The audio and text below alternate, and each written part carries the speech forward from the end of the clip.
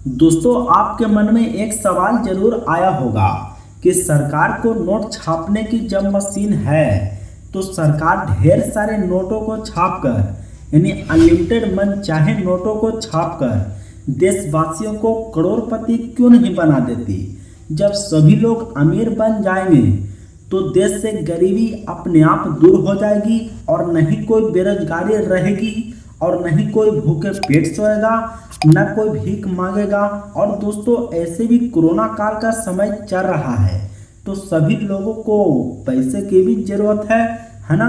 लेकिन दोस्तों, सबसे बड़ा सवाल यह है कि आखिर सरकार ऐसा करती क्यों नहीं है, क्यों नहीं मनचाहे नोटों को छापती है। शायद आप भी ऐसा जरूर सोचते होंगे, लेकिन इसका पीछे का जो रीजन है उसके बारे में आप नहीं जानते होंगे। तो दोस्तों, वीडियो के साथ बने रहिए क्योंकि मैं इस वीडियो में इसका पूरा डिटेल बताऊंगा। और दोस्तों, इसके अलावा आप इस वीडियो में जानोगे कि भारत में नोट कहां कहां छपते हैं, कहां से आते हैं नोट छपाई के पेपर और स्याही, सरकार एक बार में कितनी नोटों को छाप सकती है और देश भर में नोटों का जो सर्कुलेशन है वो भी आप जानोगे। मतलब पूरे देश में नोटों की कुल कितनी संख्या है उसके बारे में मैं इस वीडियो में बताऊंगा। और दोस्तों, इसके साथ साथ मैं आपको यह भी बताऊंगा कि 200, 500 और 2000 रुपये की केवल एक नोट को छापने में सरकार को कितनी खर्च आती है। इसीलिए दोस्तों, वीडियो को एकदम बिना स्किप किए पूरा जरूर देखना। तो चलिए दोस्तों, चलते हैं वीडियो की ओर और सबसे पहले जानते हैं कि सरकार आखिर अनलिमिटेड नोटों को क्यों नहीं छापती है। दोस्तों, इस सवाल का जवाब जानने से पहले हमें एक फार्मूला को समझना होगा। वो ये है कि किसी भी देश में बनने वाली गुड एंड सर्विस यानी कि सामान और सेवा की कीमत उस देश की प्रेजेंट करेंसी के बराबर होती है। चलिए इसे और अच्छे से समझते हैं। यानी किसी भी देश में जो सामान की कीमत होती है वो उस देश की प्रेजेंट करेंसी के बराबर होती है। दोस्तों, अगर अभी भी आपको समझ नहीं आया तो मैं आपको उदाहरण के तौर पर समझाता हूँ। मान लीजिए सरकार ने खूब सारे पैसे छाप दिए हैं और सबके पास अब लाखों करोड़ों रुपये आ गए हैं, तो अब मार्केट में एक साबुन खरीदने जाएंगे जिसकी कीमत पहले 50 रुपये थी। तो अब वे दुकानदार उस साबुन को 50 रुपये में क्यों देगा, जहां वो उस पर पहले 5 रुपये बचा रहा था। तो अब उसे उस साबुन पर 5 रुपये बचाकर क्या फायदा होगा, क्योंकि दुकानदार के पास तो अब लाखों करोड़ों रुपया आ गए हैं ना। तो इसीलिए वे दुकानदार उस साबुन की कीमत को कई गुना बढ़ा देगा, जिसे खरीदने के लिए दोस्तों हम लोगों को झोली भर पैसे देने होंगे। इसी तरह से कच्चे माल से लेकर तैयार हुए माल तक सभी चीजों की कीमत काफी ज्यादा बढ़ जाएगी और देश भर में महंगाई आसमान छूने लगेगी।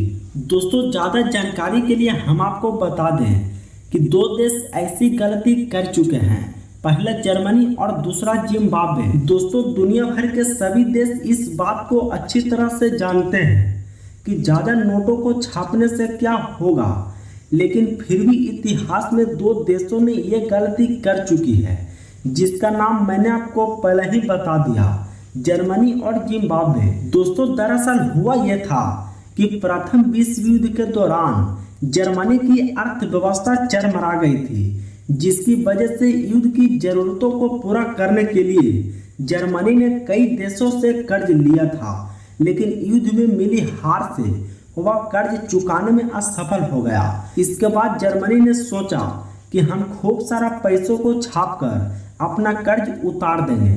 फिर जर्मनी ने यही किया, उसने खूब सारा पैसा को छाप दिया, जिसका नतीजा यह हुआ कि वहाँ की करेंसी की कोई वैल्यू ही नहीं रह गई और वहाँ की महंगाई दिन पर दिन आसमान छूने लगी।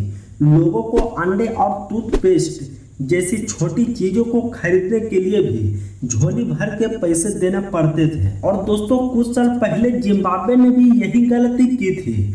जिम्बाब्वे ने बहुत सारे नोटों को छाप दिए थे, जिसका नतीजा यह हुआ कि वहाँ की करेंसी की डिवैल्यूएशन हो गया, मतलब करेंसी की कीमत बहुत ही कम हो गई। वहाँ के सामान की कीमत काफी हद तक बढ़ गई, जिसके कारण वहां के लोगों को ब्रेड और अंडे जैसी छोटी चीजों को खरीदने के लिए भी बैग भर भर के पैसे देने पड़ रहे थे। तो दोस्तों अब आप शायद समझ गए होंगे कि हमारी सरकार जितनी ज़्यादा नोट छापेगी महंगाई उतनी ही बढ़ेगी, है ना। तो दोस्तों चलिए अब मैं आपको बताता हूँ कि हमारे भारत देश में नोट कहाँ कहाँ छपते हैं। दोस्तों भारत में नोटों की छपाई 4 प्रेस में होती है। महाराष्ट्र के नासिक और मध्य प्रदेश के देवास प्रेस में नोट छपते हैं। दोस्तों इन दोनों प्रेस में सुरक्षा प्रिंटिंग और meeting corporation of India limited के देख रेख में यहाँ नोट छपाई का काम होता है। इसके अलावा अन्य 2 प्रेस कर्नाटक के मैसूर और पश्चिम बंगाल के सलबोनी में स्थित है और यहाँ आरबीआई के नोट मुद्रण प्राइवेट लिमिटेड के स्वामित्व में मतलब देख रेख में यहाँ नोट छपाई का काम होता है। और अगर हम सिक्के की ढलाई की बात करें तो मुंबई, कोलकाता, नोएडा में सिक्के ढालने का काम किया जाता है। दोस्तों चलिए अब जान लेते हैं कि कहाँ से आता है नोट छपाई की पेपर और स्याही। दोस्तों मध्य प्रदेश के हुंसागाबाद में सरकार द्वारा संचालित एक सुरक्षा पेपर मिल है। यही से भारत की नोट छापने वाली 4 प्रेसों में कागज की आपूर्ति की जाती है। इसके अलावा काफी मात्रा में इन कागजों का दूसरी देश से आयात भी किया जाता है। और दोस्तों नोट छापने का जो ऑफसेट स्याही है उसका निर्माण मध्य प्रदेश के देवास में स्थित बैंकनोट प्रेस में होता है, जबकि नोट पर जो उभरी हुई छपाई नजर आती है उसके स्याही सिक्किम में स्थित सिविक्स फॉर्म की यूनिट सिक्का में बनाई जाती है। दोस्तों अब आप जान लीजिए नोटों का सर्कुलेशन के बारे में, यानी कि देश भर में नोटों की कुल संख्या कितनी है उसके बारे में मैं आपको बताता हूँ। तो दोस्तों 2018 में नोटों का जो सर्कुलेशन था वो 18.3 लाख करोड़ था, जबकि 2019 में यह आंकड़ा बढ़कर 21.1 लाख करोड़ रुपया हो गई थी और अब 2020 में यह आंकड़ा 25.5 लाख करोड़ रुपया है। दोस्तों अब आप जान लीजिए सरकार को 200, 500 और 2000 रुपये की केवल एक नोट को छापने में कितना खर्च आता है और आरबीआई को 200 रुपये के एक नोट को प्रिंट करने पर 2.93 रुपया यानी कि 2 रुपया 93 पैसा मतलब लगभग में 3 रुपये का खर्च पड़ता है। और वहीं 500 रुपये की नोटों की बात करें तो आरबीआई को प्रिंट कॉस्ट करने पर 2.94 यानी कि 2 रुपये 94 पैसा मतलब इसे भी लगभग 3 रुपये का ही खर्च बैठता है। और वहीं 2000 रुपये की एक नोट को छापने पर आरबीआई को लागत जो बैठता है वो 3.54 यानी 3 रुपये 54 पैसा मतलब लगभग 3.5 रुपये का खर्च आता है। दोस्तों हो गई होगी और आपको बहुत अच्छा भी लगा होगा और आपको पसंद भी आया होगा।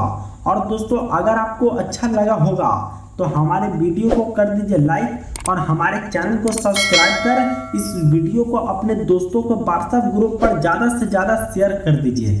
Thanks for watching this video.